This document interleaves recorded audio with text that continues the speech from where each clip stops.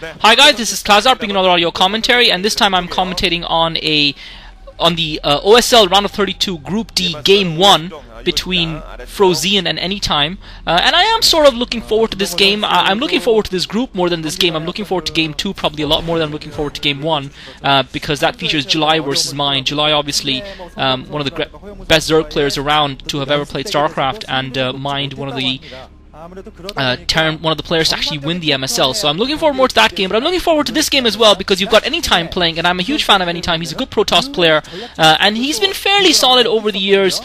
He hasn't really done a lot of late. He hasn't really set the scene alight, the StarCraft scene alight, but he's a good solid StarCraft player. He's exciting to watch. He produces some great StarCraft and can produce moments of brilliance that can be truly entertaining. Frozean, on the other hand, is as dull as dishwater, probably a little bit more duller than dishwater. One of those players who I feel probably decided to play Terran because he thought it was an overpowered race. He rarely, if ever, does anything exciting, and I really don't expect him to progress out of this group. One way or the other, I expect him to go out. I'm also interested to see how this map, Ro32, plays out between Terran and Protoss. We've seen some interesting games on this map, and we saw Nada succumb when it looked like he could have done well, but at the same time, I think this is a map that you would have thought would favor the Terran player because of the positioning of that ramp, especially above the natural expo. You'd have thought that would be an ideal position for dropship play and for siege and the like versus Protoss players. So it'll be interesting to see how this game pans out.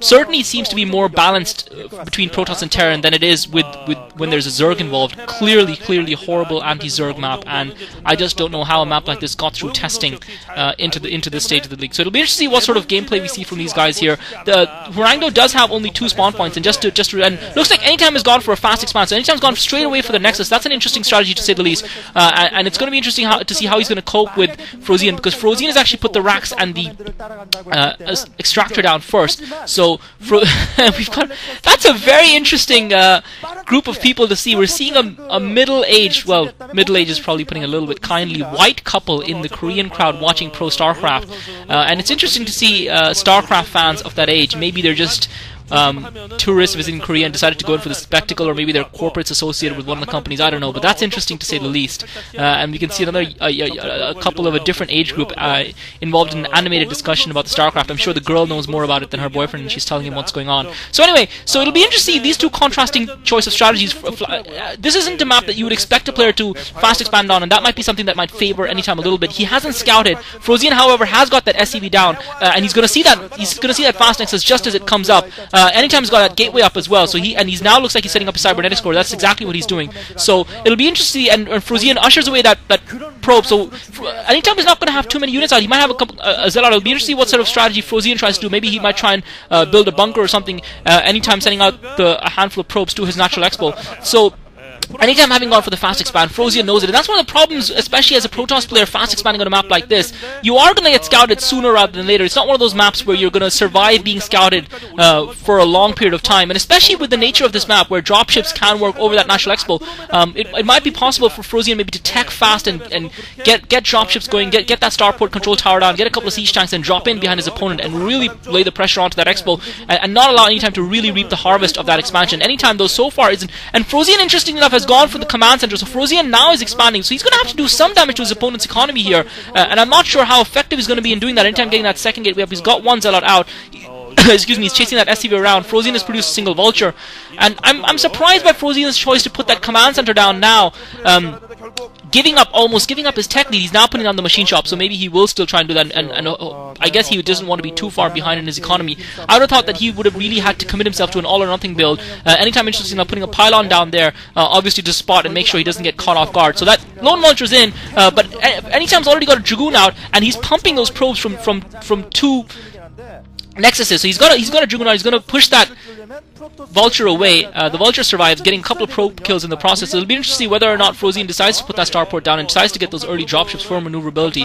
He obviously has invested in that command center. So for me, Anytime is ahead in this game. Frozean hasn't really done much damage to Anytime's economy. He might be slightly ahead in tech, and it'll just be interesting whether or not he can make that count at all towards his opponent. He's got that machine shop down. I expect he'll probably be researching spider mines, or no, it looks like he's produced a siege stack to start with.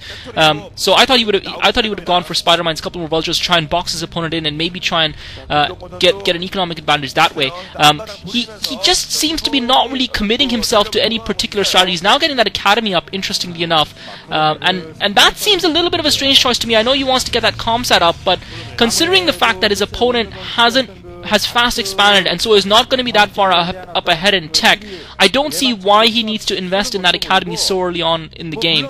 But it'll be interesting to see what sort of strategy Frozean goes for. Anytime just sending the Zealot out, so he's going to see the Siege Tank. So anytime has accomplished what he wanted to do with the Siege, and he's gone for, he's gone for Siege Tech first. So he hasn't gone for Spider Mines, he's gone for Siege Tech first, and he's sieged up outside of me, so he's going to be able to defend that, and now he's putting down a couple of racks, and that's why he's put the Academy down, because he wants to have something to defend. So he's not going to defend his Siege Tanks, and that's why he went for the Academy, because he went for the Siege Tech, and he wanted to have obviously units to defend his Siege Tanks versus Zealots. So he's going to get Manikin Marine. It's not really a great long-term strategy. Vultures are so much more versatile versus Protoss. The ability to scout the map, the ability to go probe raiding, the ability to lay Spider Mines and delay the Protoss advance. A Protoss player who does not have an observatory will be able to advance, even though because he hasn't had to contend with any Spider Mines thus far, so that's allowed in time to advance. Anytime just moving towards that ramp, he's managed to pick up one of the Siege Tanks that had been positioned on the bridge, and he's hammering away at the second Siege Tank with the Zealot, but it gets taken out eventually.